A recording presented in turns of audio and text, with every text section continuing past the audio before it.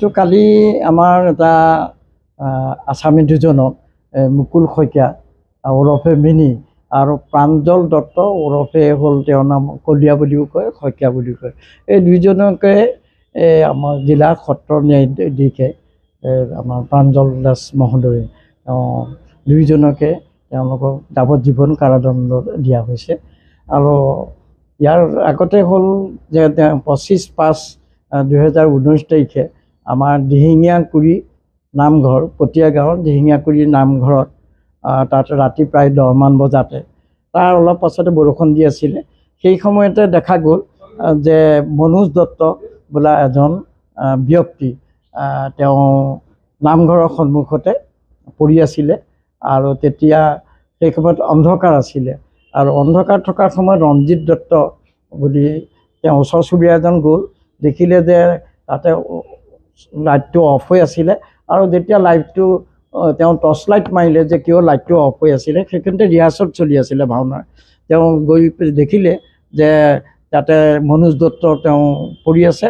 আৰু তেওঁ torch light মাৰোঁতে দেখিলে যে আছামী দুজন মুকুল শইকীয়া আৰু প্ৰাঞ্জল দত্ত তেওঁলোকে তৎক্ষণাত সেই জেগাৰ পৰা আঁতৰি গুচি গৈছে। সেইটো তেওঁ টৰ্চ লাইটৰ পোহৰত দেখিলে। আৰু সেইটো তেওঁ টৰ্চ লাইটৰ পোহৰত দেখাটো এটা প্ৰমাণ হ'ল যে যিহেতু তেওঁলোকৰ ঘৰৰ ওচৰৰে আছামী দুইজন আৰু তেওঁলোকৰ ঘৰৰ ওচৰৰে যিজন মৃত্যু হ'ল সেইজন হ'ল মনোজ দত্ত।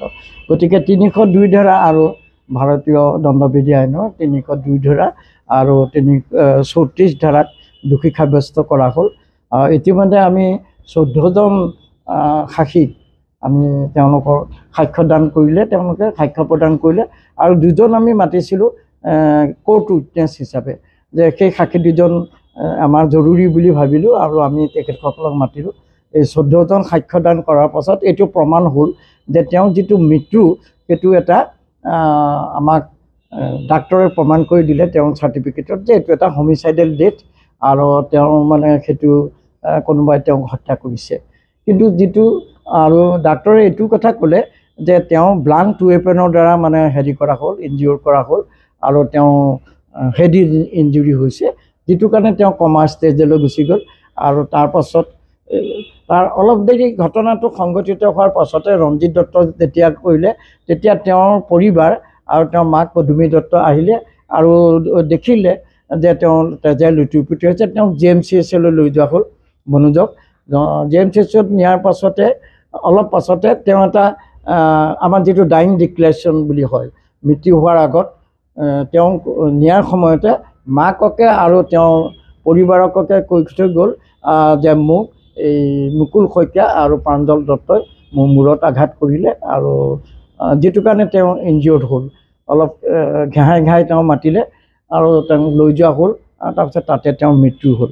এই গোটেই ঘটনাটো কোৱা হ'ল মুকুল শইকীয়া আৰু প্ৰাঞ্জল দত্ত, কিন্তু তেওঁলোকৰ মাজত সম্বন্ধ পিতা পুত্ৰৰ সম্বন্ধ, গতিকে আছামীগানৰ।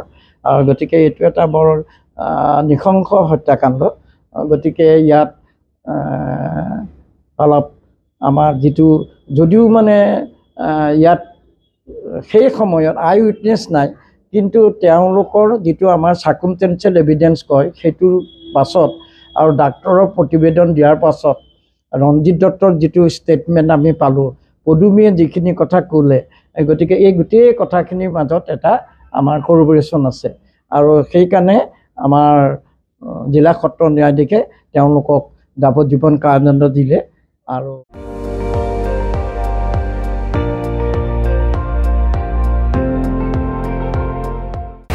আপুনি চাই আছে ND24, সৰ্বশ্ৰেষ্ঠ নহয় সৰ্বোত্তমৰ দৌৰ।